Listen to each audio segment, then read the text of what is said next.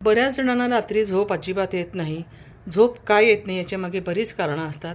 त्याची कारणं कोणती आहेत ते आपण बघूयात. पहिली गोष्ट म्हणजे तुम्ही झोपताना तुमच्या झोपेची वेळ फिक्स करायची. त्याच्या आधी तुमच्या जेवणाची वेळ फिक्स करायची. तुमचं जेवण जर झोपेच्या आधी 2 ते 3 तास झालेलं असेल तर तुम्हाला झोप चांगली लागते. तसंच तुम्ही जेवताना जर सकस अन्न आणि सकस आहार घेतला असेल तर तुम्हाला छान झोप लागते. तुम्ही जर एकदा छान झोपलात तर तुम्हाला सकाळी उठण्याची सुद्धा तुमची वेळ ठरवता येते. त्याचप्रमाणे तुमच्या मनावर जर कुठला ताण असेल, तणाव असेल, तर तो सुद्धा तुम्ही दूर केला पाहिजे. त्यामुळे त्याच्यासाठी तुम्ही कपालभाती करून मग जर झोपलात, तर तुम्हाला त्याच्यामुळे खूप फरक पडू शकतो. कपालभाती करण्यामुळे तुमच्या मनावरचा ताण हलका होतो आणि झोप छान लागते. तसंच सात्विक आहार घ्यायचं.